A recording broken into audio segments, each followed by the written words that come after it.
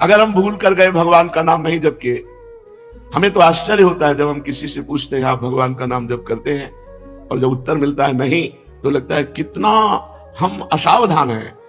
किसी भी समय हमारा सब कुछ छूट सकता है, और जो हमारा पाथेय है, पाथेय माने रास्ते का खर्चा, जैसे हमको विदेश जाना हो, वहां हमारा कोई परिचय ना हो, हमारे पास पास ना हो, हमारे पास पैसा ना हो, और हमको इस देश से निकाल ही दिया जाएगा, फिर बोलो कैसी हमारी स्थिति होगी। ऐसे ही मृत्यु लोक में आप एक निश्चित समय के लिए आए हो, 80 वर्ष, 100 वर्ष, 120 वर्ष, हद है बस, इसके आगे नहीं। आपको जाना ही पड़ेगा, और यह सत्य है कि एक सुई भी यहां से नहीं ले जा सकते, और यह सत्य है कि भगवान का नाम ही आपको यहां से जाने के बाद सुख प्रदान करेगा। यहां तो सुख प्रदान करेगा ही, यहां के जाने के बाद, अब जैसे आपको पता है कि हमने लाखों करोड़ों भगवान के नाम जप किए हैं, वो नाम आपको यमपुरी नहीं जाने देगा। वो आपको अगर भगवत प्राप्ति नहीं हुई तो दिव्य लोक, देवलोक है, सतलोक, तपलोक, महालोक, जनलोक, स्वर्गलोक, इन लोकों में हमको भेजा जाएगा, और दिव्य सुख सुविधाएं भोग कर पुनः मृत्यु लोक में बहुत उत्तम मनुष्य शरीर मिलेगा। इसलिए चूक मत करो, जैसे बने वैसे जो भगवान का नाम आपको प्रिय हो, राम कृष्ण हरि राधा, जो नाम प्रिय हो उसको अधिक से अधिक जपो, क्योंकि मनुष्य जीवन की यही संपत्ति है। जिसने नाम जप नहीं किया सो परत्र दुख पावई, सिर धुनि धुनि पछताए, काल ही कर्म ईश्वर मिथ्या दोष लगाए। एकांतिक में बड़े धनी मानी पुरुष आए हुए थे, उन्होंने कहा मुझे कोई प्रश्न नहीं करना, लेकिन एक भय है मुझे, मेरे पास बहुत ऐश्वर्य है, मैंने जीवन में जो चाहा भगवान ने दिया, लेकिन अब मुझे डर लग रहा है कि मेरी मृत्यु हो जाएगी तो मेरा सब कुछ छूट जाएगा। इस डर से कैसे बचे? मेरी प्रिय पत्नी छूट जाएगी, प्रिय पुत्र छूट जाएगा, मकान छूट जाएगा, पद छूट जाएगा। हमने भारतीय कई इनाम प्राप्त किए हैं, वो सरकारी ऑफिसर थे। बोले मुझे बहुत भय लगता है, रात दिन अब भय लगने लगा, क्योंकि मैं वृद्ध हूं, तो मेरी अब आगे की जो गति है वो मृत्यु है। मुझे मृत्यु से डर लग रहा है, मृत्यु से इसलिए कि सब कुछ छूट जाएगा। इसका आपके पास कोई उत्तर है? तो उनका जीवन भर इसी उत्तर को ढूंढते हुए रहे हैं। बाबा जी बचपन से बने 13 वर्ष की अवस्था से इसी उत्तर को खोजते रहे कि अपना कोई जब नहीं है तो अपना है कौन? इसका पता चला श्री भगवान, और श्री भगवान की जो शरण में हो गया वो निर्भय, निश्चिंत, निशोक, निर्विकार, ये स्थिति आती है। कोई भय नहीं, कैसी भी परिस्थिति हो, भगवान के भक्त के हृदय में कभी भय नहीं होता। कैसी भी परिस्थिति हो, भगवान की आराधना करने वाले को कभी शोक नहीं होता। कैसी भी परिस्थिति आ जाए कभी चिंता नहीं होती, क्योंकि पता है मेरे भगवान हैं। श्री सीताराम दास जी महाराज बड़े सिद्ध महापुरुष हैं, वो कह रहे हैं नाम भगवान का परम तीर्थ है। यदि आप राधा राधा, कृष्ण कृष्ण, राम राम, हरि हरि ऐसा रट रहे हो तो आप किसी भी तीर्थ नहीं गए, तो आपको जाने की भी जरूरत नहीं। गंगा, यमुना, प्रयागराज, काशी, गोदावरी, जितने भी तीर्थ अपने भारत में हैं, उन सब तीर्थों को जो पवित्रता प्राप्त हुई है, पापी पुरुष के पाप का नाश करके पवित्र करने की, वो श्री भगवान से प्राप्त हुई है। और श्री भगवान के नाम में इतनी पवित्रता विराजमान है जो तीर्थों में भी नहीं है। इसलिए सीताराम दास जी महाराज कह रहे हैं, अगर आपको अपने पापों का नाश करके परम पवित्र सुखमय जीवन व्यतीत करना है तो किसी तीर्थ जाओ या ना जाओ, आप घर बैठे कुछ मिनट भगवान का नाम जप कर लो। देखो, जब हम शरीर छूटेगा और यमदूत हमको ले जाएंगे, यमराज के सामने पहुंचेंगे, ये पक्का है। आदमी भूला हुआ है, वो सोच रहा मुझे जाना नहीं है। नहीं, रहे न रावण सम अभिमानी, हिरण्याकश्यप सब वरदानी। यहां बड़े बड़े तपस्वी, योगी, यति सबको मरना पड़ा है, मरना ही पड़ेगा। इसका नाम मृत्यु लोक है। ये काल का कसाईवाड़ा है, सब काटे जाओगे। हाँ, काटने का कुछ अलग अलग विधान, किसी का दिल फेल हो गया, किसी की किडनी फेल हो गई, किसी का एक्सीडेंट हो गया, किसी को कुछ हो गया, ये निमित्त बनता है, लेकिन जाना यहां से सबको है। अगर यमराज के खाते में आपके 100 नाम भी हैं कि आपने 100 नाम जप किए हैं, 108 नाम जप किए, इतने से ही काम हो जाएगा। एक नाम की कीमत पूरा त्रिभुवन नहीं है, तो आपने जब 100 नाम जप किए हैं तो आपका मंगल हो जाएगा। इसलिए हम प्रार्थना करते हैं कि 24 घंटे में 24 मिनट भगवान को दे दीजिए। 24 घंटे में, यद्यपि जीवन तो केवल भगवान के लिए आपको प्राप्त हुआ है, पर पूरा जीवन भगवान को ना दे पाए ये हमारी दुर्भाग्य है। तो हमें 24 घंटे में 24 मिनट तो देना चाहिए। प्रातःकालीन ब्रह्म मुहूर्त में उठ करके, अपनी दिनचर्या करके, स्नान करके, शांत एकांत में बैठकर कम से कम 24 मिनट भगवान का सुमिरन कर लीजिए। किसी भी तीर्थ जाने की जरूरत नहीं है। हर तीर्थ में जो तीर्थत्व है वो भगवान के नाम में विराजमान है। नाम ही पुण्यप्रद क्षेत्र है। आप नाम जब कर रहे हो तो आपको काशी, कांची, अवंतिका, पुरी, द्वारावती, माया कहीं भी जाने की जरूरत नहीं है। सारे पुण्य क्षेत्र आपको फल प्रदान करेंगे घर बैठे, यदि आप नाम जप कर रहे हैं। नाम ही परम देव है। जो नाम है वही श्याम है, जो श्याम है वही नाम है। जय नाम तेई कृष्ण। जो नाम जप रहे हैं बोले कृष्ण कृष्ण कृष्ण, तो साक्षात भगवान कृष्ण कृष्ण नाम रूप से आपकी जिह्वा में विराजमान है। इसलिए नाम ही परम देव है, नाम ही परम तपस्या है। देखो जब करके टीवी 3 घंटे फिल्म देखो, आपका मन कहीं नहीं दौड़ेगा, और 3 मिनट नाम जपना शुरू कर दो, मन भागने लगेगा, संसार में जाने लगेगा। यदि संसार से मन को खींच करके भगवान के नाम में आप लगाते हैं, सबसे बड़ी तपस्या है। सबसे बड़ी तपस्या है मन को संसार से खींच करके भगवान के परम मधुर नाम में लगाना। नाम में अपार सामर्थ्य है। नाम ही परम दान है।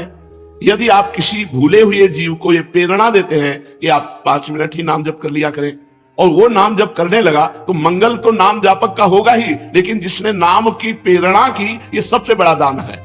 भगवान के नाम से भूला हुआ जो जीव माया में आसक्त है, उसे कुछ मिनट नाम जप करने की आदत डलवा दे, प्रेरणा दे दे, उसका स्वभाव बन जाए कुछ मिनट नाम जप करने का। इससे बड़ा कोई मंगलमय कार्य, इससे बड़ा कोई दान पुण्य नहीं है।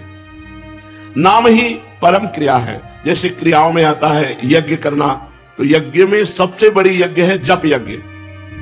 भगवान ने स्वयं कहा है, यज्ञों में जप यज्ञ मैं हूं। भगवान पुंडरीकाक्ष कमल नयन श्री हरि का स्मरण करता है, वो बाहर और भीतर दोनों जगह पवित्र हो जाता है। आप मानो स्नान नहीं किए हैं तो भी आप बैठ करके सोफा में, कुर्सी में, जैसे बने आपको, अगर आप हरि हरि, राम राम, कृष्ण कृष्ण, राधा राधा राधा ऐसा रटते हैं, तो आप परम पवित्र हो जाएंगे, भीतर से भी और बाहर से भी। इसलिए यज्ञानाम जप यज्ञोस्मि, यज्ञों में सबसे बड़ी यज्ञ मैं जप यज्ञ हूं। बैठकर भगवान का नाम जप करना ये बहुत बड़ी यज्ञ है। परम धर्म, छोटे छोटे धर्म है। एक भाई का भाई के प्रति क्या धर्म है, पति का पत्नी के प्रति क्या धर्म है, पत्नी का पति के प्रति क्या धर्म है, बेटे का पिता के प्रति क्या धर्म है, पिता का पुत्र के प्रति क्या धर्म है। इस तरह से लोक धर्म बहुत छोटे छोटे हैं। अगर आप अपना मंगल चाहते हो तो परम धर्म नाम, भगवान का नाम जप करना भी तुम्हारा परम धर्म है। जैसे पत्नी का पोषण करना, पुत्र का पोषण करना, पिता की सेवा करना, ये धर्म है, तो ये परम धर्म है भगवान का नाम जप करना। अवश्य नाम जप करना चाहिए, इसके बिना सो सब धर्म कर्म जरि जाऊ। वो सब धर्म कर्म में आग लगे जिसमें हम इतना रम गए कि भगवान का नाम ही भूल गए, भगवान का स्मरण करना ही भूल गए। हर जीव गर्भ में भगवान से वादा करके आता है, एक बार मुझे मां के गर्भ रूपी नरक से बाहर कर दो, हे प्रभु मैं ऐसा भजन करूंगा कि दोबारा इस नरक में ना पड़े। पर भूमि परत भा ढाबर पानी, तिम जीव ही माया लपटानी। जैसे आकाश से निर्मल शुद्ध जल गिरता है, भूमि में पड़ते ही गंदा हो जाता है, ऐसे ही जीव जे ही माँ के गर्भ से निकला, उसका ज्ञान नष्ट हो गया। कहां कहां कहां वो रोने लगा, और घर वाले आनंद मनाने लगे, बच्चा हुआ। हम फिर भूल गए, जैसे जैसे सयाने होते गए, माया के संबंधों को सत्य मानते, ये मेरी माँ, ये मेरे पिता, ये अमुक अमुक अमुक अमुक, और भूल गए कि हम आए थे भगवान का भजन करने के लिए। इसलिए परम धर्म है भगवान का नाम जप करना। परम धन है नाम। कबीरा सब जग निर्धना, धनवंता नहीं कोई, धनवंता सोई जानिए, जाके राम नाम धन हो। जब आप यहां से शरीर छोड़ेंगे, एक सिक्का आपके साथ नहीं जाएगा, केवल भगवान का नाम आपके साथ जाएगा। इसलिए नाम ही परम अर्थ है, परम धन है। नाम ही भक्त का सुहृद है। सुहृद माने बहुत प्यार करने वाला। प्रहलाद जी से उनके मित्र पूछते हैं कि प्रहलाद जी आपकी आयु तो 5 वर्ष की है, कौन सी शक्ति आप में है कि त्रिभुवनपति हिरण्यकश्यप आपको आग में जलाता है, विष पिलाता है, सर्पों से डसवाता है, हाथी से कुचलाता है, पर्वतों से नीचे दबाता है, समुद्र में डुबाता है, लेकिन आपका बाल बांका भी नहीं होता, ऐसा क्यों? तो उन्होंने कहा मैं हरि नाम जपता हूं, हरिनाम के प्रभाव से मुझे भगवान गोद में लिए रहते हैं। तो ये दैत्यराज जितना विघ्न डालता है, मेरा हरिनाम में उतना विश्वास और होता है। सबसे बड़ा भक्त का प्रिय सुहृद है भगवान का नाम। जहां कोई तुम्हें नहीं बचा सकता, वहां भगवान बचा सकते हैं। बड़े बड़े अंग रक्षक रख लो, बुद्धि खराब हो गई तो अंग रक्षक ही तुम्हें सूट कर देगा, लेकिन भगवान का नाम, नाम पाहरू दिवस निशी, ध्यान तुम्हार कपाट। यदि भगवान का नाम आप स्मरण कर रहे हैं और वो आपकी रक्षा कर रहा है, तो सुदर्शन चक्र आपकी रक्षा कर रहा है, कभी कहीं कोई बाल बांका नहीं कर सकता। भगवान का नाम भक्त का परम सुहृद है, मित्र है, और इस संसार के दुखों से मोक्ष केवल भगवान का नाम दिला सकता है। आज कलयुग है, कलयुग में कोई अन्य साधनाएं पुष्ट नहीं हो सकती। कलयुग केवल नाम आधारा, सुमिर सुमिर नर उतर ही पारा। केवल भगवान का नाम, इसमें पैसा नहीं लगता भाई। इसमें पैसा देना हो तो परेशानी हो कि भाई ये धनी लोग ही ले सकते हैं नाम। नाम में पैसा देखा, केवल तुम्हें समय देना, वो भी अगर बैठकर नहीं दे सकते तो चलते फिरते, उठते बैठते, खाते पीते, कार्य करते आप भगवान के नाम का स्मरण कर सकते हैं। अरे प्रीतम, तुम डर क्यों रहे हो? तुम केवल मेरा नाम लो। देखो, तुम्हें किसी से नहीं डरना। मैं वो हूं, मेरे डर से अग्नि प्रज्वलित होती है, मेरे डर से सूर्य तपता है, मेरे डर से देवराज इंद्र अपना कार्य करते हैं, वायु देवता अपना कार्य करते हैं, मृत्यु देवता अपना कार्य करते हैं। मेरे भक्त को कोई भयभीत नहीं कर सकता, श्री भगवान के वचन। इसलिए किसी की ताकत नहीं कि मेरे भक्त का मंगल कर सके। तुम व्यर्था चिंता मत करो। ऐ देहधारी, केवल तू मेरा नाम जप कर और फिर देख तेरे में कितनी दिव्य शक्ति आ जाती है। कुछ मत सोच, निर्भय रहे। केवल मन लगे या ना लगे, जिह्वा से नाम ले, राधा राधा राधा। मन लगे ना लगे। कुछ लोगों का प्रश्न रहता है कि यदि मन ना लगे, हमारा मन भजन में नहीं लगता और फिर हम भजन करते हैं तो क्या लाभ मिलेगा? तो मन लगे ना लगे, जब भोजन पाओगे तो तुम्हारा पेट भर जाएगा कि नहीं भर जाएगा? मन लगे ना लगे, रास्ता चलोगे तो लक्ष्य प्राप्त हो जाएगा कि नहीं हो जाएगा? ऐसे ही मन लगे ना लगे, आप राधा राधा बोलोगे, आपको भगवत प्राप्ति निश्चित हो जाएगी, आपके दुखों का नाश हो जाएगा। अरे प्रीतम, तुझे भगवान कितना प्यार करते हैं तुझे पता नहीं। सच्ची मानिए, भगवान ने सबको फ्री वायु दी है, फ्री आकाश अवकाश दिया है, पृथ्वी में वास दिया है, मानव देह दिया है, जल दिया है। किसका टैक्स है? किसकी फीस लेते हैं भगवान? लेकिन आप भगवान का स्मरण नहीं करेंगे तो दुर्गति को प्राप्त हो जाएंगे। अरे प्रीतम, तेरी आकांक्षा पूर्ण करने के लिए मैं समर्थ हूं। तू जो चाहेगा मैं तुझे दूंगा, पर तू मेरा नाम जप कर। भगवान कितना प्यार करते हैं, जो हमको जिस बात को हम भूले हुए हैं उस बात को समझा रहे हैं। मैं सदैव तेरे पास रहता हूं, तू जानता नहीं है। कोई ऐसा नहीं जिसके पास भगवान ना हो, क्योंकि सर्वत्र भगवान है। तो जहां मैं हूं वहां भगवान है, सबके भगवान है तो मेरे भी भगवान है, सब समय में भगवान है तो जिस समय में जहां हूं उस समय भी भगवान है। सबके भीतर है, हमारे भी भीतर है। हम कभी एक क्षण भी भगवान से अलग नहीं रहते, पर हम भगवान का चिंतन नहीं करते, इसलिए अनुभव नहीं होता। तूने कामिनी की चाह की, स्त्री की, तो मैं तेरी स्त्री बनकर तेरे पास बैठ गया। पक्की बात, पक्की बात। जब सृष्टि नहीं थी तब केवल श्री भगवान थे, जब सृष्टि नहीं रहेगी तो केवल श्री भगवान रहेंगे। तो बीच में जो कुछ है वो सब श्री भगवान ही बने हुए हैं। वेद कहता है एकोहम बहुश्यामः, मैं एक बहुत रूपों में हो जाऊं, ऐसा परमात्मा ने संकल्प किया। तो वही परमात्मा स्त्री बन गया, पुरुष बन गया, जड़ बन गया, चैतन्य बन गया, अच्छा बन गया, बुरा बन गया। भगवान कह रहे हैं अय प्रीतम, अय प्यारे, तूने कामना की स्त्री की तो मैं स्त्री बन गया। जो जो तू कामना करता है मैं वही पदार्थ बन जाता हूं, वही व्यक्ति बन जाता हूं, वही वस्तु बन जाता हूं। इसलिए तुझे कह रहा हूं, कब तक तू कामना करता रहेगा मेरे को भूल करके? इसलिए मेरा स्मरण कर और कामनाओं का त्याग कर, तो मैं तेरे समीप ही हूं, तुझे ऐसा अनुभव हो जाएगा। जिस देह से तू ममता करता है, इस ढांचे से, पांच भौतिक शरीर से, तू देह नहीं है। चाहे जो कितना विद्वान हो, बुद्धिमान हो, कोई 50 वर्ष से शरीर में रह रहा है, कोई 40 वर्ष से रह रहा है, कोई 30 वर्ष से रह रहा है। पूछो तुम अपने को जानते हो? बड़े बुद्धिमान बनते हो, बड़े ज्ञानी बनते हो, अपने को जानते हो? तो कहेगा हाँ जानते हैं, मैं अमुक जगह जन्म लिया हूं, मैं अमुक। नहीं, ये तो देह का परिचय दे रहे हो, ये तो ढांचे का परिचय दे रहे हो। जो 3.5 हाथ का ढांचा है तुम्हारे हाथ से, इसका तुम परिचय दे रहे हो। इसमें जो तुम रह रहे हो वो कौन हो? उत्तर नहीं है। तुम कौन हो? तो अपना नाम बता देगा, मेरा अमुक नाम। नहीं, ये देह का संबोधन है। मैं अमुक रूप रंग का हूं, ये देह का संबोधन है। तुम कौन हो? अब चुप हो जाएगा। बस यही बात जान ले तो परमात्मा प्राप्ति हो जाए। भगवान का चिदानंदमय स्वरूप तुम हो। अपने को भूल करके पुरुष शरीर में तो पुरुष मान लिया, स्त्री शरीर में तो स्त्री मान लिया। अरे ओ मेरी संतान, श्री भगवान कह रहे, इस जड़ देह की ममता से ही तेरा पतन हुआ है। इस शरीर से ममता हटा और मेरे में चित्त को जोड़, तो परिणाम में तू देखेगा कि तू मेरा ही स्वरूप है। सोई जाने जे देह जनाई, जानत तुम्हें हो जाई। अपने सच्चिदानंदमय आत्म स्वरूप का विस्मरण करके तू भोगों में, प्रपंच में, सब में फंस गया, और यही फंसाव अंतिम समय तेरा चिंतन बनेगा और फिर अगला जन्म उसके परिणाम से हो जाएगा। इसलिए तू लौट, इस ममता और आसक्ति को मेरे चरणों में लगा दे, मेरे नाम का कीर्तन कर, मेरा नाम जप कर। नाम ही भगवान का चिंतामणि है। जो जितना नाम जप करता है, जो चाहेगा वो प्राप्त हो जाएगा, पर नाम पहले पाप का नाश करता है। यहां की जितनी चाहते हैं सब झूठी हैं, सच्ची मान लीजिए। एक कामना की पूर्ति होती है, दो समस्याएं खड़ी हो जाती है, दो की पूर्ति होती है, चार समस्याएं। कब तक हम लगे रहेंगे इसमें? और इसके बाद मृत्यु आ जाती, भारी समस्या, सब छूट गया, फिर नई दुकान, नया मकान, नई विद्या, नया ज्ञान। कब तक भटकते रहेंगे? अनादिकाल से हमारा जन्म होता रहा, हर जन्म में मानते रहिए मेरा परिवार है, हर परिवार छूटता रहा। अब हम कम से कम मानव देह जो मिला है इसे आखिरी कर ले।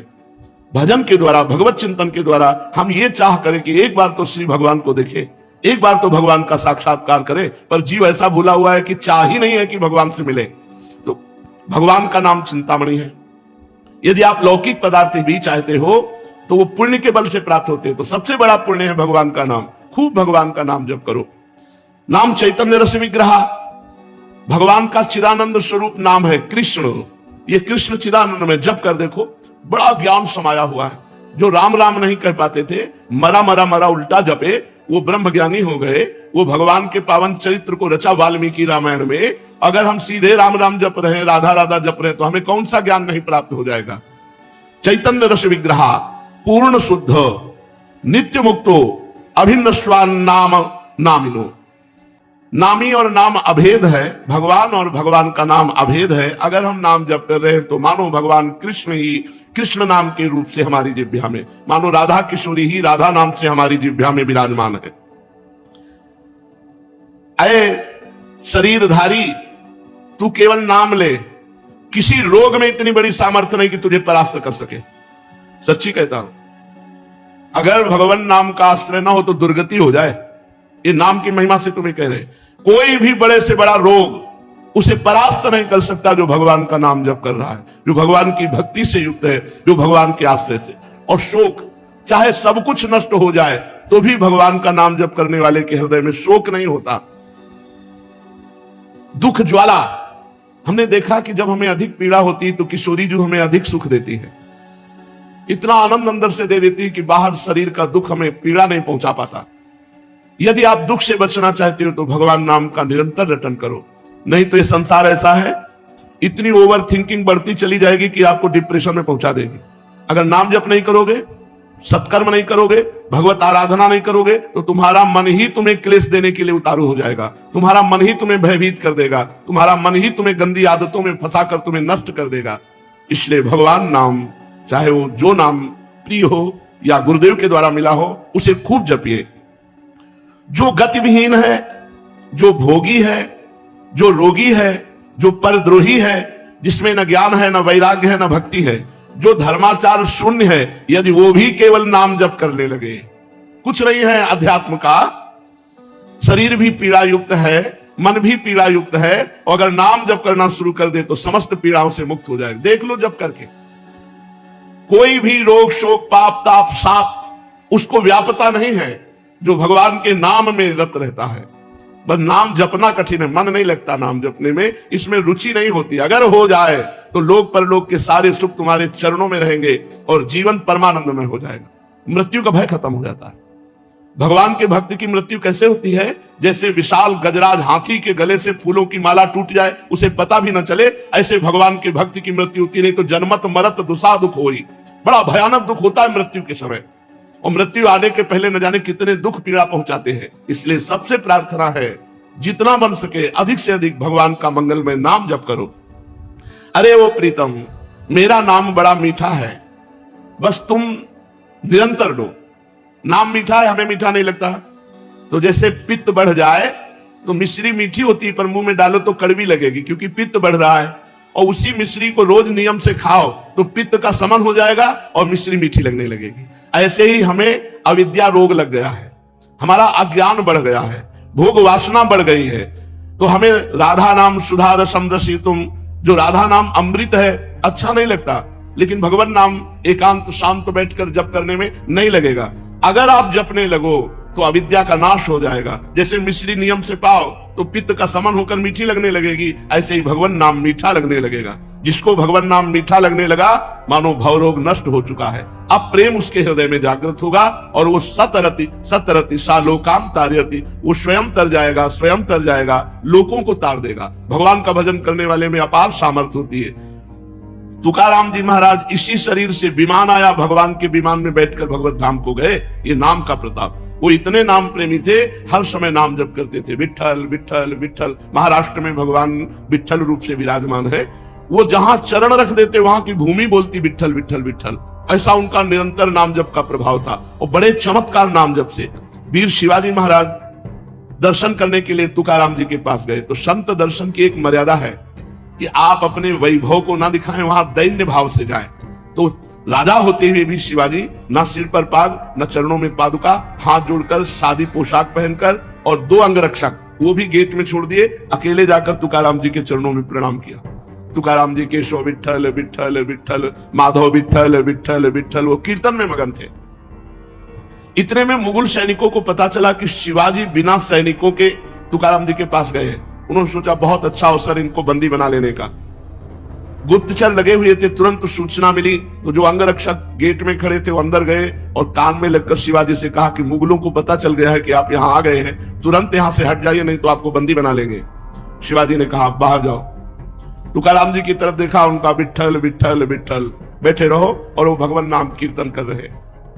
देखो नाम कीर्तन का अमोघ प्रभाव। मुगल सेना आई पूरी, अंगरक्षक तो गुप्त रूप से हो गए। वो मंदिर में गए, केवल तुकाराम जी ही दिखाई दिए, वहां शिवाजी दिखाई ही नहीं दिए। मुगलों की आंखों में शिवाजी दिखाई नहीं दिए, सामने बैठे रहे, हिले नहीं, निर्भय होकर के।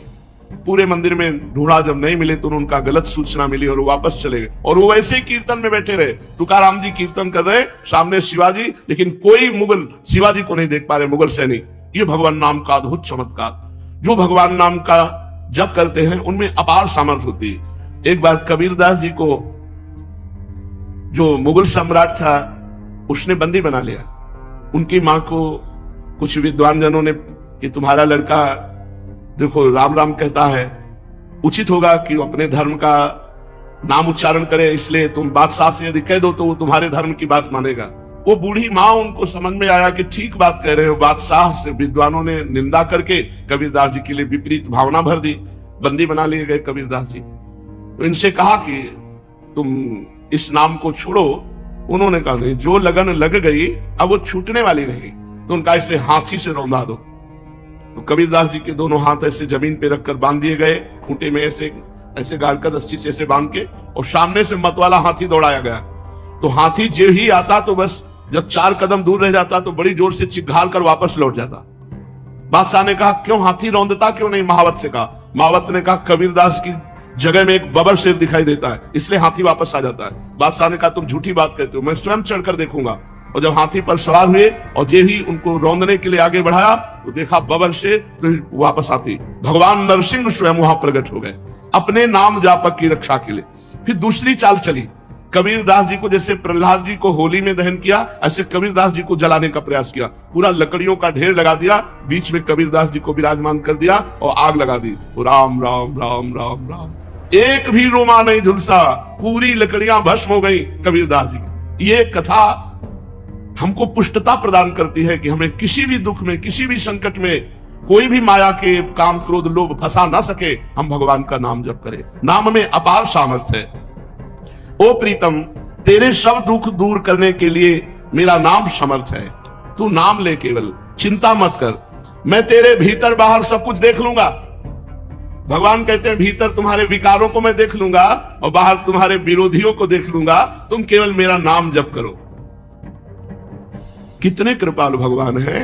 जो संपत्ति शिव रावण ही, दीन दिए दसमाथ, सोई संपदा विभूषण ही, सकुच दीन रघुनाथ। मस्तक काट काट करके भगवान शंकर को प्रसन्न करके लंका प्राप्त की थी रावण ने। भगवान की शरण में गए तो जाते ही समुद्र का जल लेकर भगवान ने अभिषिक्त कर दिया और लंकेश कहकर विभूषण को संबोधन किया। जो संपदा इतनी बड़ी तपस्या की रावण ने अपने सिर काट के भगवान शिव को दिए, वो सकुच करके रघुनाथ जी ने विभीषण को दी। ऐसा कृपालु भगवान का स्वभाव है।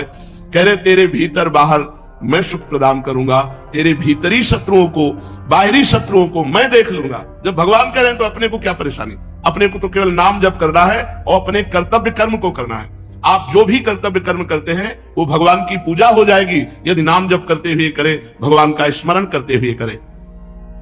देख, तू बीच बीच में मेरे को देखकर पुलकित हो जाएगा। जब नाम जापक खूब नाम जप करता है तो उसे भगवान के दर्शन होने लगते हैं। वो जिधर देखता है उसे भगवान श्याम सुंदर मुस्कुराते हुए नजर आते। ये कथा नहीं है, ये जीवन है। आप अपने जीवन को भगवान को समर्पित कीजिए और नाम जप कीजिए, देखिए आपको भगवान का दर्शन होता है कि नहीं। भगवान यही है, भगवान सब में है, भगवान सब रूपों में है, भगवान सब समय में है। बस केवल आप नाम जप कीजिए, फिर आप देख लेंगे। मेरे सरस स्पर्श से अनुक्षण तू पुलकित रहेगा। तेरी आंखें जगत को नहीं देख पाएंगी, मेरे को देखेंगी। इसलिए आनंदमय मैं तुझसे सत्य कह रहा हूं, तू केवल मेरा नाम जप कर। अरे अपने को तू भूल गया है, तू मेरा बच्चा है। भगवान कह रहे कि तू मेरा अंश है। ममैवांशो जीवलोके जीवभूता सनातना मना कष्टानेन्द्रियाणि प्रकृति स्थान कर सती। मन और 5 ज्ञानेन्द्रियों के चक्कर में फंस करके तू अपने को भूल गया। हमारा जो स्वरूप है वो भगवत स्वरूप है। हम भगवान के अंश हैं। तो चाहे 1 चम्मच गंगा जल लो तो गंगा जल, 1 टैंकर लो तो गंगा जल। गंगा जल है जैसे, ऐसे हम भगवान के अंश हैं। तो भगवान पूर्ण है तो पूर्ण का अंश पूर्ण ही होता है, हम भगवत स्वरूप ही है। पर 5 ज्ञानेन्द्रियां और 1 मन, ये भोगों में लगने के कारण हम अपने स्वरूप को भूल गए हैं। तू आनंदमय है, परमानंदमय है। लौटो, इस संसार के जंगल से लौटो, मेरी तरफ लौटो। कैसे लौटेंगे? केवल नाम जप से। जितना नाम जप करोगे उतने तुम मुझे अपने सानिध्य में देखोगे। और नाम जप नहीं है तो ये माया सामने दिखाई देगी। स्त्री पुत्र धन मकान नाना प्रकार की भोग सामग्री, और इसी में अब ये कर लेंगे तो हम सुखी हो जाएंगे, अब ये संग्रह कर लेंगे, इतना कमा लेंगे, ऐसा कर, और ऐसा सोचते सोचते मृत्यु आ जाती। कभी किसी का आज तक काम पूरा नहीं हुआ। काम पूरा तभी माना जाए जब भगवत प्राप्ति हो जाए। चलते हैं श्रीमद् भागवत महापुराण। भगवान श्री कृष्णचंद्र जी उद्धव जी को उपदेश कर रहे हैं। कह रहे उद्धव, जब मृत्यु सिर पर नाच रही है, हर जगह आपको शास्त्रों में यही संबोधन मिलेगा कि सावधान हो जाओ, सावधान। आराम से कार में बैठे जा रहे हैं, पता नहीं अब उतर पावे कि ना उतर पावे। आराम से भोजन पाने के लिए बैठे, पता नहीं कवल निगल पावे कि ना पावे। भगवान कह रहे उद्धव, मृत्यु सिर पर नाच रही है, तब कौन सी भोग सामग्री या भोग कामना तुम्हें सुखी कर सकती है? किसी भी भोग में सुख नहीं है, केवल तुम्हारे चिंतन के कारण उसमें सुख लगता है। हे उद्धव, मनुष्य को यदि वध स्थान पर वध के लिए निश्चित कर दिया जाए कि तुम्हें आज 10 बजे फांसी मिलेगी या गोली मार दी जाएगी, अब उसको विश्व के हर सुख दे दो, सुंदर स्त्री, खान पान, सब सामग्री, उसको किसी में सुख नहीं मिलेगा, क्योंकि उसके चिंतन में बैठ गया कि 10 बजे गोली मार दी जाएगी। तो जिस मनुष्य को फांसी लटकाने के लिए ले जाया जा रहा हो, तो उसे फूल, चंदन, स्त्री, पदार्थ कदापि सुख नहीं दे सकते। तो प्यारे उद्धव, ऐसे ही तुम्हारे सिर पर मृत्यु सवार है, कभी भी वो आक्रमण कर सकती है। तो लौकिक पारलौकिक ये सुख तुम्हें कोई सुख नहीं देंगे। इसी भूल में सब लोग फंसे हुए हैं कि हम जितना रुपया कमा ले उतना सुखी हो जाएंगे। हमारे हृदय की बात समझ लो, जितना नाम जप कर लोगे उतने, हमें चाहे उत्तम उत्तम वस्त्र मिले, उत्तम वास मिले, उत्तम भोग सामग्री मिले, श्री जी की व्यवस्था है। और चाहे हमें खाने को न मिले, फटे पुराने कपड़ों से तन को ढकने को मिले, चाहे फुटपाथ पे सोने को मिले, हम कभी वृंदावन नहीं छोड़ेंगे। ये निष्ठा धारण करने से ही सब बात बनती है। जो सुख सुविधा का भोगी होता है वो वृंदावन का लाभ नहीं ले सकता। सुख सुविधा देख करके कि भाई बढ़िया कमरा मिल रहा है, बढ़िया भोजन मिल रहा है, बढ़िया वस्त्र मिल रहा है, चलो अब कहीं नहीं तो वृंदावन वास करते हैं, तो आप फेल हो जाओगे आखिरी में। निष्ठा होनी चाहिए, चाहे व्यवस्था बने या व्यवस्था ना बने। अब हम अपने जीवन को श्री जी के चरणों, बिल्कुल समझो ये जीवन ऐसा ही था। जब किसी आश्रम से निकाले गए तो झोला और श्री जी लेकर राधा वल्लभ जी गए थे, और उतनी देर के रास्ते में मन ने जो चयन किया था उसे हमने देखा था। कहां रहोगे? तो बचपन से कहां रख रहे हैं प्रभु? अपनी गोद में रख रहे हैं। फुटपाथ में रहूंगा, विचार किया था कि हरिवंश महाप्रभु का मंदिर, रात्रि में वहां सो जाऊंगा, दिन में यमुना किनारे शौच आदि स्नान क्रिया हो जाएगी, भिक्षावृत्ति, वृंदावन नहीं छोड़ूंगा। ये मन में नहीं आया कि वृंदावन छोड़ दो। तो देखो वृंदावन कैसी व्यवस्था की है, ये वृंदावन की व्यवस्था है। हम कोई भगत थोड़ी पटाते हैं, श्री जी सब व्यवस्था करते हैं। ये लाडली जो ने अगर बहुत पैसे वाला कोई है और महल बना दे तो नौकर ही वास करेगा, वो नहीं वास कर पाएगा। वास करने का सौभाग्य श्री जी स्वयं देती है और जिसको देती है वही वास कर पाता है। जिनको वृंदा विपिन है कृपा तिन्हि की होए, वृंदावन में तबे तो रहन पाई है सोए। वही रह सकता है जिस पर लाडली जो कृपा करके वृंदावन वास की करुणा कर दी। रहो तो हमें ये निष्ठा धारण करनी। हो सकता है आज हमारी ऐसी परिस्थिति हो, आप श्री जी के लिए वृंदावन के लिए थोड़ा सा भी कष्ट सहेंगे तो परिणाम जो आएगा वो बड़ा मंगलमय आएगा, बड़ा आनंदमय आएगा। श्री वस्त्राभरणादि भी, श्री खूब रुपया है, वस्त्र है, आभूषण है, भारी व्यवस्था है तो ठीक है। और कर पदाद्युत कर दाहादि भी, यदि कोई हमें मारे, हमारे हाथ पैर काट दे तो भी हम वृंदावन नहीं छोड़ेंगे। हमारे हाथ पैर तोड़ दो हम वृंदावन में मरेंगे लेकिन हम बाहर नहीं जाएंगे। दाहादि भी, अंदर से जलन हो रही, कोई व्यवस्था नहीं बन रही, कोई भजन नहीं बन रहा, कोई शांति ही नहीं, तो भी नहीं छोड़ना। बाहर से मान लो तुम्हारे मकान में आग लग गई, जल गया, कोई घटना घट गई तो भी हमें वृंदावन नहीं छोड़ना। श्रीपाद एक बात लिख रहे, निंदाम संस्तव, निंदा करे चाहे लाख कोई, हमें अपनी धाम निष्ठा नहीं छोड़नी। अब कोई कुछ भी कहे, धाम निष्ठा नहीं छोड़। अगर आप धाम को नहीं पकड़ेंगे तो धाम आपको नहीं पकड़ेगा, ध्यान रखना। ये हमने खुल करके देखा है। हर व्यवस्था, जब तक आप वृंदावन से प्रीति नहीं करेंगे, एक तरफ वृंदावन रख दिया जाए, एक तरफ आपके सब संबंध, तो सब संबंधों को आग लगा के वृंदावन वास करें, नहीं मेरा कोई नहीं, तो उसको परम पद की प्राप्ति होती है।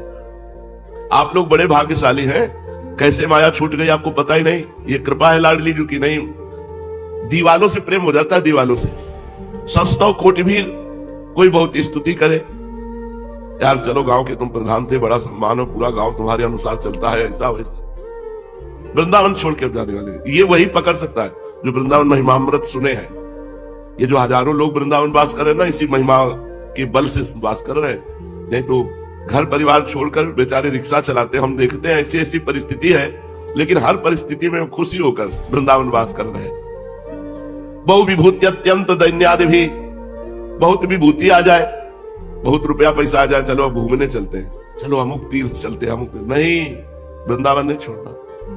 वृंदावन को छोड़ के और तीर्थ दे जात, छाण विमल चिंतामणि कौड़ी को ललचात। जैसे कोई विमल चिंतामणि को छोड़कर कौड़ी उठाने जाए, ऐसे वृंदावन को छोड़कर और तीर्थों में जाना है। तीर्थ भगवान के चरण प्रताप से ही बने हैं जितने तीर्थ, और ये भगवान की लीला भूमि है। यहाँ भगवान प्रकट हुए, यहाँ भगवान विविध प्रकार की लीलाएं की, विविध प्रकार की लीलाएं हो रही हैं और होती रहेंगी। ये दिव्य धाम है। दैन्यादि भी, मैं ऐसी परिस्थिति को प्राप्त हो जाऊं कि कोई हमसे बात ही ना करे, कोई पूछे ना, कोई नहीं पूछता। गरीबी में, विपत्ति में, दुख में कोई नहीं पूछता। संसार किसको पूछता है? विभूति ही वैभव को। तो वृंदावन में कैसी भी परिस्थिति हो, छोड़ना नहीं, किसी को छोटा मत समझो। वृंदावन वासी भजनानंदी उगता हुआ सूर्य है। जैसे उगता हुए सूर्य में तेज नहीं दिखाई देता, लेकिन जब उग जाएगा तब तुम्हें पता चलेगा कि भयंकर का दोपहर का वो सूर्य है जिससे तुम आंख नहीं मिला सकते। तो दीन आदि भी, कैसी भी परिस्थिति हो दीन नहीं होना।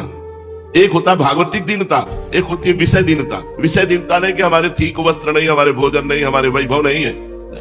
ये बहुत कुछ देखा है, आज भी देख रहे हैं।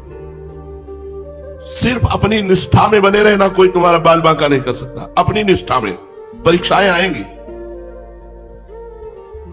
अगर आप परीक्षा में फेल हो जाते हैं तो माया ले जा सकती है, अगर नहीं फेल हुई तो एक ही उत्तर है, हम वृंदावन नहीं छोड़ सकते, चाहे जो कुछ हो जाए, बस आप पास हो जाएंगे। यही पास नहीं हो जाएंगे, वहां भी पास हो जाएंगे। कोई ना कोई रसिक ठेका ले लेगा तुम्हारे कल्याण का। जाओ पड़े रहो वृंदावन, तुम्हारा काम हो जाएगा। तो विश्वास करो, श्री जी बोल रही, तुमसे श्री जी नीलांबर धारण करके बात करने नहीं आएंगी, इतनी योग्यता नहीं है। तो श्री जी किसी रसिक के मुख से बुलवा देंगे, जाओ पड़े रहो। अपने को बस इतनी बात पकड़े रहना, वृंदावन नहीं छोड़ना, वृंदावन नहीं छोड़ना, चाहे जो कुछ हो जाए। अब मैं मरूंगा वृंदावन, श्री जी मिल जाएंगे। यार अनंत जन्मों की साधना से भी जो काम नहीं बनता, वो वृंदावन धाम अपनी कृपा से बना रहा है। इसलिए हम सबसे प्रार्थना करते हैं, ये हम अपनी दुख सुख की बातें तुम्हें इसीलिए बताते हैं कि हर एक के साथ ऐसी परिस्थिति हो सकती है, कोई घटना घट सकती है। आप वृंदावन मत छोड़ना, वृंदावन को ऐसे पकड़े रहना जैसे हम अपने प्राणों को छोड़ने के लिए तैयार नहीं है, ऐसे हम वृंदावन को नहीं छोड़ सकते। और अगर प्राण छूट जाए वृंदावन में तो पक्का हमारा परम कल, हम महापापी भी होंगे तो हमें अगला जन्म वृंदावन में होगा और फिर उस पाप के दंड को भोग कर श्री जी को प्राप्त हो जाएंगे। जीवान्नेव मृतो यथा न विकृतिम, जीवित रहूं या आज मर जाऊं न विकृतिम। वृंदावन की निष्ठा में फर्क नहीं पड़ना चाहिए। एक ही बात हम आपसे कह रहे हैं, भजन बने न बने, धर्म कर्म बने न बने, पड़े रहो वृंदावन। जैसे भी हो तुम्हारा मंगल। आप ये न सोचो कि आज आपकी परिस्थिति क्या है, आप ये सोचो आज आप हो कहां, वृंदावन में। और वृंदावन प्रिया प्रीतम की कामना पूर्ण करता है। आप तो जीव हो। मुझ गरीब के पास, जिसके पास खाने के लिए नहीं, पहनने के लिए नहीं, रहने के लिए नहीं, ये क्या कोई किसी से मांगा है क्या? ये वृंदावन कल्पतरु है, वो व्यवस्था की है। तो क्या प्रेमानंद का वृंदावन है क्या? पर आप भी अगर वृंदावन की निष्ठा से रहते हैं तो आप देख लेना, निहाल हो जाएंगे, निहाल हो जाएंगे। वृंदावन एक एक को देख रहा है। हम बड़ी सूक्ष्मता से देखते हैं। यदि आप चालबाजी से, तो चालबाजी वृंदावन में नहीं चलेगी, फिर भागना पड़ेगा। और सहज स्वभाव से आ गए कि अब तो देखते हैं जैसी भी परिस्थिति होगी, कोई कैसे भी रखेगा, पोछा लगाने को कहेगा तो लगा दूंगा, पर वृंदावन नहीं छोड़ूंगा। तो एक दिन देख लेना कि आपको वृंदावन कैसे रहता है। इसलिए जीवन नेव मृतो यथा, चाहे हमारा जीवन जीवित रहे या मर जाए, हमारी निष्ठा में विकृति नहीं आएगी। मैं वृंदावन वासी हूं, वृंदावन वास करूंगा। प्रातः कथनचित क्वचित, यदि किसी भी तरह से, कथनचित क्वचित, कैसे भी वृंदावन वास मिल जाए, कैसे भी, तो कह रहे श्री वृंदावन मास से प्रिय महानंद कंदम परम, महाआनंद की प्राप्ति हो जाएगी। अंतिम बन जाएगा भैया, अंतिम बन जाएगा। जो नए नए लोग देखते हैं उनको लगता है कि बाबा जी, अरे पूरा जीवन हो गया भाई, 11 वर्ष कोई अवस्था होती है, उस अवस्था में घर से भगे, और जब से घर से भगे तो धाम के सिवा आपको सही कहते हैं पूरा जीवन हो गया कष्टमय जीवन। कभी ये नहीं आया कि चलो घर चले, या कभी पूरा जीवन हो गया। तो भगवान देखते भी तो हैं, जैसी बनी उनके चरणारविंद में बनी, तो अब वो बनी को बना रहे हैं, उनकी बनी चल रहे। कक्षा 9 पढ़े, ककारा गांव गली में सीखने वाले स्कूल है। हम कोई व्याकरणाचार्य, कोई महान शास्त्री या कोई बहुत शास्त्र वेत्ता है, और जो बोले दो पूरे विश्व में दौड़ रही बात। कैसे दौड़ रहे? करे करावे आप सब और जने बढ़ाई। अपने दास को दिखा दिया कि कोई ये ना समझे अनपढ़ है, गंवार है, भिखारी है, गरीब है, दरिद्र, ऐसा ना समझो। भगवान के चरणों का आश्रय लेने मात्र से जैसे जंगहा लोहा पारस के स्पर्श से सोना बन जाता है, ऐसे भगवान की शरणागति से जीव ब्रह्म रूप हो जाता है। ब्रह्मविद ब्रह्मयु भवति, जो ब्रह्म का चिंतन करता है, जो ब्रह्म को जान लेता है, वो ब्रह्ममय हो जाता है। इसलिए अगर आपको वृंदावन वास की श्रद्धा जागृत हुई है तो कैसी भी परिस्थिति हो, हर कष्ट सह लेना, वृंदावन न छोड़ना, तो प्रिय महानंदई का कंदम परम, महा आनंद आपको प्रदान कर देगा, महाआनंद। बस एक बात पकड़ लो कि अब जितना जीवन है वो वृंदावन में व्यतीत करें। हर व्यवस्था वृंदावन, हर व्यवस्था एक एक, जैसे माँ अपने बच्चे को देखती है प्रतिपल, ऐसे वृंदावन अपने शरणागत को प्रतिपल देख रहा है। ये मत सोचना कि तुम घास फूस में आसन लगाए पड़े हो, तुम्हें कोई देख नहीं रहा।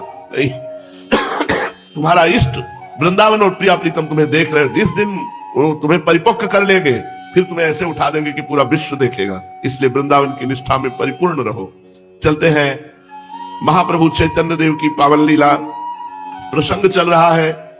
अद्वैताचार्य जी ने भगवान चैतन्य देव को ये माना कि मैंने जो जीवन हो गया तुलसी दल अर्पित करते हुए, गंगा जल से तुलसी जी का सेवन करते हुए, भगवान शालिग्राम की आराधना करते हुए, भगवान हरि की आराधना करते हुए, उसका मुझे फल कि चैतन्य महाप्रभु प्रकट हुए। पर बार बार आता, क्या यही वो हैं जिनकी मैं आराधना कर रहा हूं? कई परीक्षाएं ली, हर परीक्षा में यही आता कि भगवान है। फिर भी मन में रहता, क्या मेरे भगवान यही है? महाप्रभु उनकी इस बात को समझ रहे थे। उस दिन संकीर्तन के अनंतर 2-3 दिन हुए, अद्वैताचार्य जी शांतिपुर को चले गए। उनके मन में अब भी प्रभु के प्रति संदेह भाव बने हुए थे। उनका मन अब भी दुविधा में था कि क्या हमारे इष्ट देव ही है या नहीं। इसलिए एक दिन वे संशय बुद्धि से फिर शांतिपुर से नवद्वीप पधारे, और वैसे उनका हृदय प्रभु की ओर स्वतः ही आकर्षित हो गया। वो महाप्रभु को देखते ही आनंद में मगन हो जाते, पर वृत्ति एक उधर जाती, क्या ये भगवान है? कोई महाभागवत अवतरित हुई है, ये बात तो ठीक है, लेकिन क्या ये साक्षात भगवान है? भीतर से बिना विश्वास के आनंद की अनुभूति टिकती नहीं है। महाप्रभु को देखते सब बात होती, पर अंदर ये बात आती है कि साक्षात भगवान है। उस समय प्रभु श्रीवास पंडित के यहां भक्तों के साथ श्री कृष्ण कथा कर रहे थे। आचार्य को आया देख करके महाप्रभु चैतन्य देव भक्तों के सहित उनके सम्मान के निमित्त उठ खड़े हुए। प्रभु ने बड़ी श्रद्धा भक्ति के साथ अद्वैताचार्य को प्रणाम किया। आचार्य भी लजाते हुए अपने श्वेत बालों से प्रभु के पाद पद्मों की पराग को पोंछा, अर्थात उनके चरणों में मस्तक रखकर प्रणाम किया। उपस्थित सभी भक्तों को आचार्य ने प्रेमालिंगन दान दिया और प्रभु के साथ वे सुखपूर्वक बैठ गए। सबके बैठ जाने पर प्रभु ने मुस्कुराते हुए कहा, देखो भाई, यहां सीतापति विराजमान है, अब किसी को भय नहीं। सीता नाम था अद्वैताचार्य जी की पत्नी को, सीता देवी कहते थे। तो चैतन्य महाप्रभु ने कहा, सीतापति विराजमान है, अद्वैताचार्य जी के लिए संबोधन किया। अब किसी को भय नहीं करना चाहिए, हम तो निर्भय हो गए, वे हमारा शमन न कर सकेंगे, अर्थात कोई भी विरोधी अब हमें परास्त नहीं कर सकता। कुछ बनावटी गंभीरता धारण करते हुए अपने चारों ओर देखते हुए आचार्य ने कहा, यहां सीतापति रघुनाथ तो दृष्टिगोचर हो नहीं रहे, यदुनाथ अवश्य विराजमान है, अर्थात भगवान श्री कृष्ण अवश्य विराजमान है। चैतन्य महाप्रभु के लिए संबोधन किया। प्रभु उसका रहस्य समझ करके कुछ मुस्कुराते हुए लज्जायुक्त हो गए। बात को उड़ाने के निमित्त से कहने लगे, देखो, हम तो चिरकाल से आशा लगाए बैठे थे कि हम सभी लोग आपकी छत्र छाया में रहकर श्री कृष्ण कीर्तन करते, किंतु आप शांतिपुर जा विराजे, ऐसा हम लोगों से क्या अपराध बन गया? अद्वैताचार्य जी इसका कुछ उत्तर देने नहीं पाए थे कि बीच में ही श्रीवास पंडित बोल उठे, महाप्रभु, इनका नाम अद्वैताचार्य है, ये अद्वैत स्थिति में रहते हैं, द्वैत नहीं, इसीलिए अद्वैत शांतिपुर में निवास करता है। अद्वैत ज्ञानम लब्ध्वा पराम शांति, ये शांतिपुर में निवास करते हैं। अब आपका आविर्भाव नवद्वीप रूपी नवधा भक्ति के पीठ में हुआ है, उसमें विराजमान है इस समय नित्यानंद, और नित्यानंद का रसास्वादन करने के लिए अद्वैत भी शांतिपुर छोड़ करके नवद्वीप में पधारा है। अभी ये द्वैत अद्वैत की दुविधा में फंसे हैं। इस गूढ़ उत्तर का मर्म समझकर हंसते हुए आचार्य कहने लगे, अद्वैताचार्य जी, जहां पर श्रीवास है वहां पर लोगों को कमी क्या होगी? श्री के वास में आकर्षण ही ऐसा है कि हम जैसे सैकड़ों मनुष्य उनके प्रभाव से खींचे चले आवेंगे। श्रीवास पंडित इस गूढ़ोक्ति से बड़े प्रसन्न हुए और उसे चैतन्य महाप्रभु के ऊपर घटाते हुए कहने लगे। चैतन्य महाप्रभु की प्रथम पत्नी का नाम लक्ष्मी था, कि जब लक्ष्मी देवी थी तब थी, अब तो यहां श्रीवास नहीं है, अब तो नवद्वीप से अंतर ध्यान हो गई है। प्रभु ने जब देखा श्रीवास बात हमारे ऊपर घटाने लगे, तब जल्दी से कहने लगे, पंडित जी, ये आप कैसी बात कर रहे हैं? श्री के माने हैं प्रभु के भक्त, और जहां आप जैसे भक्त विराजमान है वहां श्री का वास अवश्य ही होना चाहिए। भला ऐसे स्थान को छोड़कर भक्ति श्री कहां जा सकती है? इस पर अद्वैताचार्य जी कहने लगे, हाँ ठीक है, बात कही, श्री के बिना हरि रह ही कैसे सकते हैं? तो श्री अब विष्णु प्रिया नाम रख करके नवद्वीप में अवस्थित है, उन्हीं के साथ आप विराजमान हैं। विष्णु प्रिया भी श्री जी है, क्योंकि विष्णु प्रिया लक्ष्मी, बड़ा भक्तों का भाव, श्री विष्णु प्रिया बन करके अब श्री नवद्वीप में विराजमान है। बात को दूसरी ओर घटाते हुए महाप्रभु ने कहा, श्री तो सदा से ही विष्णु प्रिया है, ये भक्ति प्रियो माधवा, भगवान को तो सदा भक्ति प्यारी है, इसलिए श्री का सही उत्तर भक्ति ही है। ये सुनकर आचार्य जल्दी से प्रभु को प्रणाम करते हुए बोले, तभी तो प्रभु ने एक विग्रह से लक्ष्मी रूप से उन्हें ग्रहण किया और फिर अब श्री विष्णु प्रिया के रूप से उनके दूसरे विग्रह को अपनी अर्धांगिनी बनाया है। इस प्रकार बड़ी हास्य विनोदमयी भक्ति संबंधी बातें हो रही थी कि प्रभु के घर से एक आदमी आया और उसने नम्रता पूर्वक प्रभु से निवेदन किया, सची माता ने कहलाया है कि आज अद्वैताचार्य घर में ही भोजन करें, कृपा करके वे हमारे आज के निमंत्रण को स्वीकार करें। उस आदमी की बातें सुनकर प्रभु ने उसे कुछ भी उत्तर नहीं दिया, जिज्ञासा के भाव से आचार्य के मुख की ओर देखने लगे। प्रभु के भाव को समझकर आचार्य कहने लगे, हमारा अहोभाग्य, जो जगन माता ने हमें भोजन के लिए निमंत्रित किया है, इसे हमें अपना सौभाग्य समझना चाहिए। बीच में ही बात को काटते हुए श्रीवास पंडित बोले, इस सौभाग्य सुख को अकेले ही लूटोगे या हम सबको साझी बनाओगे? हमें तो अकेले कभी इस आनंद का उपभोग नहीं करने देने का विचार है, अर्थात हम भी साथ चले आपके। यदि गौरांग हमें निमंत्रित ना भी करेंगे तो हम सची माता के समीप जाकर याचना करेंगे। वे साक्षात अन्नपूर्णा ही ठहरी, उनके दरबार से कोई निराश होकर थोड़ी ही लौट सकता है। आचार्य महाशय, तुम्हारी अकेले ही दाल नहीं गलने की, हमें भी साथ ले चलना पड़ेगा। आचार्य अद्वैत और महाप्रभु वैसे तो दोनों ही सिलहट निवासी ब्राह्मण थे, किंतु दोनों का परस्पर में खान पान एक नहीं था। इस बात को जानने के निमित्त कुछ संकोच के साथ प्रभु ने कहा, भोजन की क्या बात है, सर्वस्व आपका ही है, किंतु आचार्य को तो 2 आदमियों के लिए भोजन बनाने में कष्ट होगा। इस पर आचार्य बीच में बोल उठे, मुझे क्यों कष्ट होने का, कष्ट होगा तो सची माता को होगा, सो वे तो जगन माता ठहरी, वे कष्ट को कष्ट मानती ही नहीं। यदि वे बनाने में असमर्थ होगी तो फिर हमको बनाना ही होगा। इस उत्तर से प्रभु समझ गए कि आचार्य को अब हमारे घर का भोजन पाने में किसी प्रकार की आपत्ति नहीं। असल में प्रेम में किसी प्रकार का निश्चित नियम है ही नहीं। ये नहीं कह सकते कि सभी प्रेमी सामाजिक नियमों को भंग कर दे या सभी प्रेमी अन्य लोगों की भांति सामाजिक नियमों का पालन ही करें। इनके लिए कोई निश्चित नियम नहीं। भगवान राम जैसे सर्वश्रेष्ठ प्रेमी ने सीता जी की परीक्षा की, अग्नि परीक्षा ली और फिर अंत में सीता जी को वनवास दिया। इसके लिए कोई कह नहीं सकता कि इसका क्या कारण। लक्ष्मण का परित्याग जैसे असह्य और वेदनापूर्ण कार्यों को इसलिए किया जिससे लोक संग्रह का धर्म अक्षुण्ण बना रहे। इसके विपरीत भगवान श्री कृष्ण ने प्रेम के पीछे सामाजिक नियमों की कोई परवाह नहीं की। अभी देखा जाता है बहुत से अत्यंत प्रेमी सामाजिक और धार्मिक नियमों में दृढ़ रहकर बर्ताव करते हैं और बहुत से इन सब की उपेक्षा भी करते देखे गए हैं। इसीलिए प्रेम पंथ के लिए कोई निश्चित नियम निर्धारित नहीं किया जा सकता। ये तो नियमों से रहित अलौकिक पंथ है। आचार्य के लिए प्रभु के घर में क्या संकोच था। प्रेम में कोई नेम रह नहीं जाता और नेम के बिना प्रेम होता नहीं। पहले जो ब्राह्मण लोग थे बड़े नियम वाले होते थे। ब्राह्मण के भी घर जाएंगे तो अपने हाथ से बनाएंगे और अपने हाथ से बनाकर प्रभु को भोग लगा के पाएंगे। तो अद्वैताचार्य जी भी ऐसा करते थे। इसीलिए महाप्रभु ने पूछा कि आपको और भक्तों का बनाने में तो कष्ट होगा, तो उनका मैं क्यों बनाऊं, सची माता बनाएंगी। तो महाप्रभु समझ गए कि अब हमारे घर का पाने में इनको कोई संकोच नहीं। स्वीकृति लेकर वो मनुष्य माता से कहने चला गया। इधर अद्वैताचार्य जी ने धीरे से कोई बात श्रीवास पंडित के कान में कही। आप में दोनों को धीरे धीरे बातें करते देखकर चैतन्य महाप्रभु हंसते हुए कहने लगे, दोनों पंडितों में क्या गुपचुप बातें हो रही हैं? हम उन बातों को सुनने के अधिकारी नहीं है क्या? प्रभु की बात सुनकर आचार्य तो कुछ लज्जित से होकर चुप हो गए, किंतु श्रीवास पंडित थोड़ी देर में ठहरकर कहने लगे, प्रभु, आचार्य अपने मन में अत्यंत दुखी हैं। वे कहते हैं, प्रभु ने नित्यानंद जी के ऊपर तो कृपा करके उनको अपना असली रूप दिखा दिया, किंतु न जाने क्यों हमारे ऊपर कृपा नहीं करते। हमें पहले आश्वासन भी दिलाया था कि तुम्हें अपना रूप दिखावेंगे, किंतु अभी तक हमारे ऊपर कृपा नहीं हुई।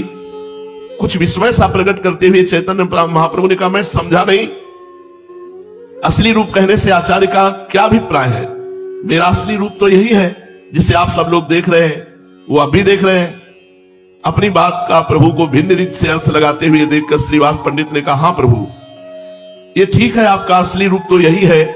हम सब भी इसी गौर रूप की श्रद्धा भक्ति के साथ वंदना करते हैं, किंतु आपने आचार्य को अन्य रूप के दर्शनों का आश्वासन दिलाया था, वे उसी आश्वासन का स्मरण मात्र करा रहे हैं। श्रीवास के ऐसे उत्तर से संतुष्ट होकर महाप्रभु कहने लगे, पंडित जी, आप तो सब कुछ जानते हैं, मनुष्य की प्रकृति सदा एक सी नहीं रहती, वो कभी कुछ सोचता है, कभी कुछ।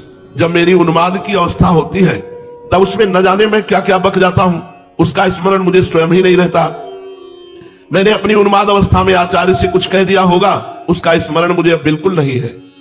यह सुनकर कुछ दीनता के भाव से श्रीवास पंडित ने कहा, प्रभु, आप हमारी हर समय क्यों वंचना किया करते हैं? लोगों को जब उन्माद होता है तब उनसे अन्य लोगों को बड़ा भय होता है, लोग उनके समीप जाने तक में डरते हैं, किंतु आपका उन्माद तो लोगों के हृदयों में अमृत सिंचन सा करता है। भक्तों को उससे बढ़कर कोई दूसरा आनंद ही प्रतीत नहीं होता। क्या आपको उन्माद सचमुच में उन्माद? यदि ऐसा हो तो फिर भक्तों को इतना अपूर्व आनंद क्यों होता है? आप में सर्व सामर्थ्य है, आप जिस समय जैसा चाहे रूप दिखा सकते हैं।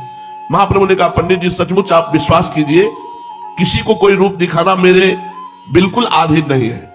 किस समय कैसा रूप बन जाता है इसका मुझे स्वयं पता नहीं चलता। आप कहते हैं कि आचार्य श्याम सुंदर रूप के दर्शन करना चाहते हैं, ये मेरे हाथ की बात थोड़ी ही है, ये तो उनकी दृढ़ भावना के ऊपर निर्भर करता है। उनकी जैसे रूप में प्रीति होगी उसी भाव के अनुसार उन्हें दर्शन होंगे। यदि उनकी उत्कट इच्छा है, यदि यथार्थ में वे श्याम सुंदर रूप का ही दर्शन करना चाहते हैं तो आंखें बंद करके ध्यान करें। बहुत संभव है वे अपनी भावना के अनुसार श्याम सुंदर की मनोहर मूर्ति के दर्शन कर सकेंगे। प्रभु की ऐसी बात सुनकर आचार्य ने कुछ संदेह और कुछ परीक्षा के भाव से आंखें बंद कर ली। थोड़ी देर में भक्तों ने देखा आचार्य मूर्छित होकर पृथ्वी पर गिर पड़े। लोगों ने उनके शरीर को स्पर्श करके देखा तो उसमें चेतना मालूम ही नहीं पड़ी। श्रीवास पंडित ने उनकी नासिका के छिद्रों पर हाथ रखा। उन्हें ऐसा प्रतीत हुआ मानो उनकी सांस चल ही नहीं रही है। इन सब लक्षणों से तो यही प्रतीत होता था कि उनके शरीर में प्राण ही नहीं है, किंतु चेहरे की कांति समीप के लोगों को चकित बनाए हुए थी। उनके चेहरे पर प्रत्यक्ष तेज चमक रहा था। संपूर्ण शरीर रोमांचित हो रहा था। सभी भक्त उनकी ऐसी अवस्था देखकर आश्चर्य करने लगे। श्रीवास पंडित ने घबराहट के साथ प्रभु से पूछा, प्रभु, आचार्य की एक ऐसी दशा हो गई है, न जाने क्यों वे इस प्रकार मूर्छित और संज्ञा शून्य से हो गए हैं। चैतन्य महाप्रभु ने कहा, आप लोगों को किसी प्रकार का भी भय नहीं करना चाहिए। मालूम होता है आचार्य को हृदय में अपने इष्ट देव के दर्शन हो गए हैं, उसी के प्रेम में ये मूर्छित हो गए हैं। मुझे तो ऐसा ही अनुमान होता है।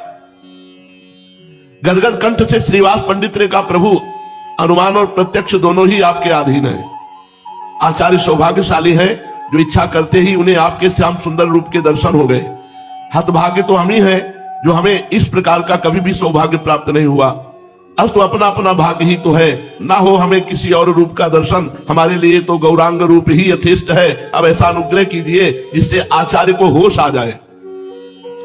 श्रीवास जी की बात सुनकर महाप्रभु ने कहा, आप भी कैसी बात कहते हैं? मैं उन्हें कैसे चेतना कर सकता हूं? वे स्वयं ही चैतन्य होंगे। देखो देखो, आचार्य अब कुछ कुछ आंखें खोलने लगे हैं। प्रभु का इतना कहना था कि आचार्य की मूर्छा धीरे धीरे भंग होने लगी। जब वे स्वस्थ हुए तो श्रीवास पंडित ने पूछा, आचार्य क्या देखा?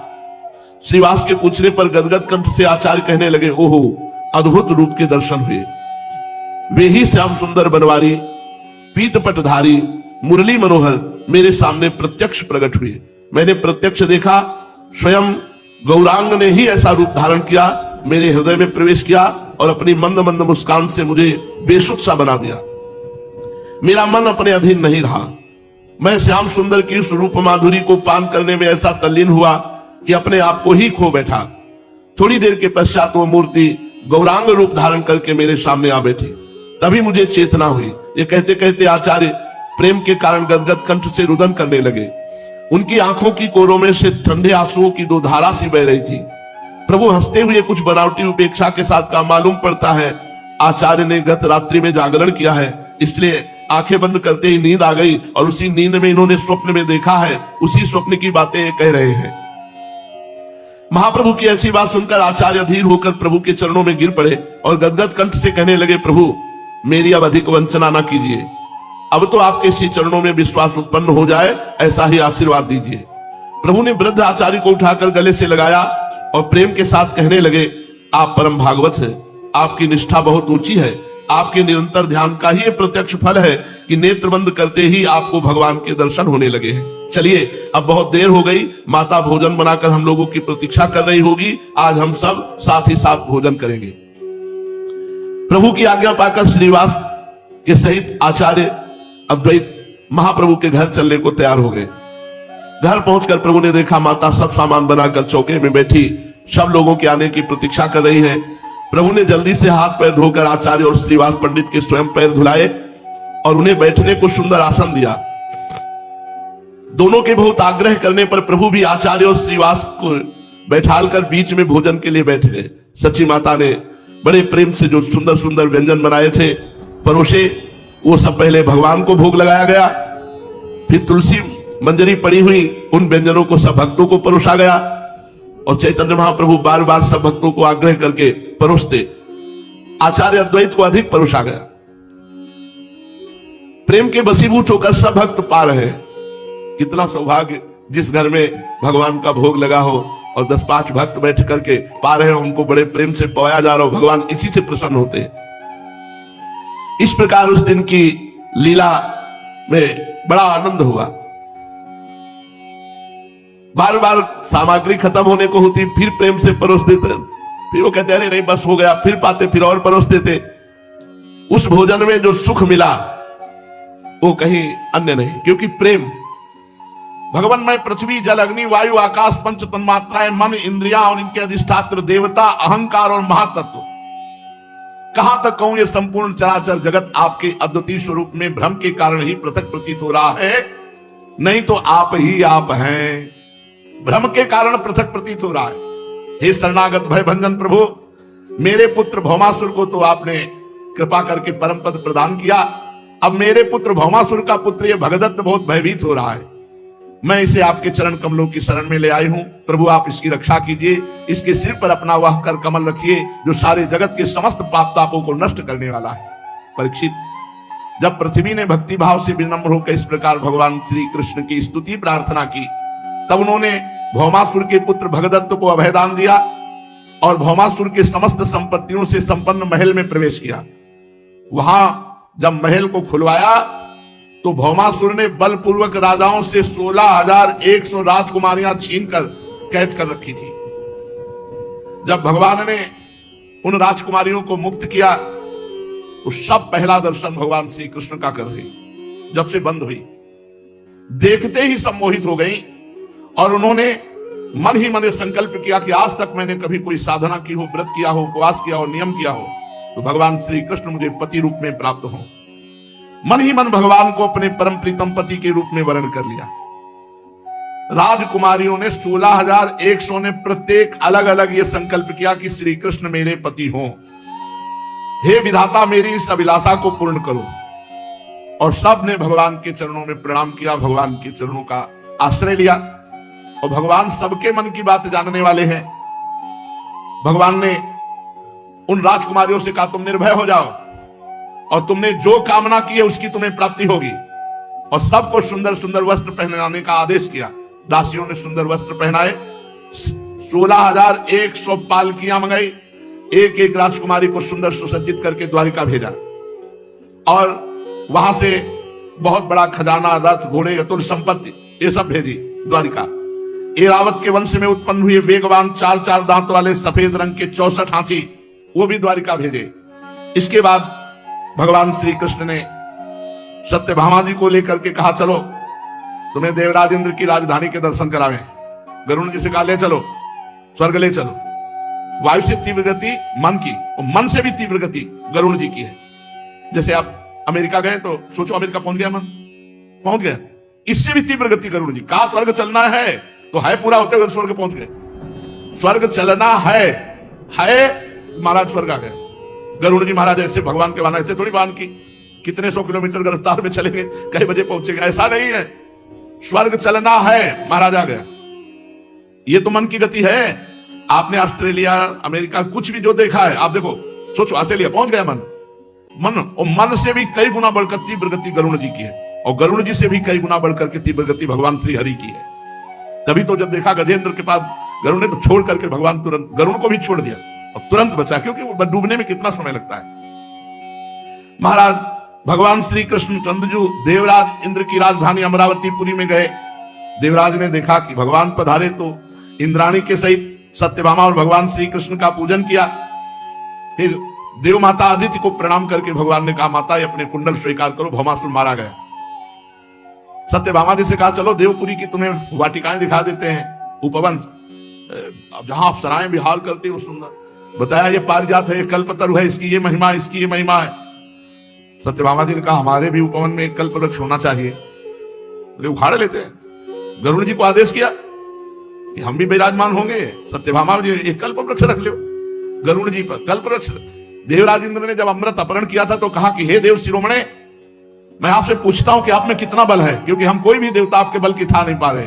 तो बोले पूरे ब्रह्मांडों को एक पंख पे रख कर भगवान को विराजमान करके आराम से उड़ सकता हूं। गरुड़ जी कर पूरे ब्रह्मांडों, तो एक कल्प वृक्ष से क्या चीज होती, पूरे ब्रह्मांडों को एक पंख में विराजमान करके भगवान सहित मैं आराम से उड़ सकता हूं। गरुड़ जी महाराज भगवान के वाहन है, जिनको भगवान अपनी ध्वजा पे धारण करते। गरुड़ ध्वज भगवान को कहा मंगलम भगवान विष्णु मंगलम गरुड़ ध्वजा मंगलम पुंडरीकाक्ष मंगलायतनो हरि। अब भगवान ने गरुड़ जी को प्रेरणा की तो गरुड़ जी ने चोंच से ऐसे उखाड़ करके रख लिया कल्पवृक्ष। देवराज इंद्र ने देखा कि हमारे बगीचे से कल्पवृक्ष उखाड़, अभी पूजा की है, अपनी मां के कुंडल नहीं ला पाया। बताओ अब वो है। सची ने कहा ये तो हमारे बगीचे का प्रेम लिए जा रहे हैं। अब वैसे तो दबा हुए थे देवराज इंद्र, लेकिन जब पत्नी कह दे तो कुछ और रंग आ जाता है। तो सत्यभामा जी के महल में जाओ तो थोड़ा ची चपड़ के भगवान ने कहा कि देख लो, आप महाभारत में वर्णन थोड़ा ची चपड़ करने लगे, प्रभु आप तो कहा देख लो, सम्मान से ले जाने जाए तो ले जाने दो, नहीं तो भगवान। अच्छा, बाल्यावस्था में देख ही चुके हैं गिरिराज गोवर्धन 7 दिन तक धारण किए थे, पूरा अपना सब वैभव लगा के कुछ कर तो पाए नहीं। इतना उस कल्प वृक्ष की महिमा की जहां से निकले योजनों सुगंध, मकरंद के लोभी भंवरे स्वर्ग से द्वारिका में आ गए। बड़ा महिमा है कल्प वृक्ष की, ऐसे थोड़ी है। परीक्षित जब इंद्र को अपना काम बनाना था तो सिर झुकाकर मुकुट रखकर भगवान के चरणों का स्पर्श किया और दास अपने को साबित किया। और जब भगवान कल्प वृक्ष लाने लगे तो लड़ाई ठान ली। बड़ा दोष है इनको धनाढ्यता, धिक्कार है ऐसी धनाढ्यता, श्री सुखदेव जी महाराज कहते। परंतु भगवान ने एक मुहूर्त में ही सबको समझा दिया, तुम हमसे जीत नहीं पाओगे, और ला करके कल्प वृक्ष। अब भाई राजकुमारियों से कि तुम्हारी सबकी कामना थी मैं पति रूप में प्राप्त हूं, बनो दुल्हन, सब सजाओ, दासियों को आदेश। एक मुहूर्त में एक साथ 16,101 रूप धारण करके एक मुहूर्त में विवाह किया। अथो मुहूर्त एकस्मिन नानागारे सुताः स्त्रियः यथोपयेमे भगवास तावद् रूप धरो अव्ययः। वैसे जैसी भावना की थी वैसे 9 किशोर रूप 16,100 रूप धर के एक ही मुहूर्त में सबसे ब्याह किया। कितनी हो गई? 16,108। सर्वशक्तिमान अविनाशी भगवान के लिए इसमें आश्चर्य की कौन सी बात है? भगवान सुखदेव जी कहते हैं, परीक्षित, भगवान ने 16,108 महल द्वारिका में ऐसे जो देवराज इंद्र के पास भी भोग सामग्री वो नहीं होगी, वो द्वारिका में थी, जिनके बराबर जगत में कहीं कोई सुख सामग्री नहीं। मति और गति के परे की लीला उन महलों में थी। अविनाशी भगवान श्री कृष्ण आत्मानंद में मग्न रहते, उनको किसी की जरूरत नहीं।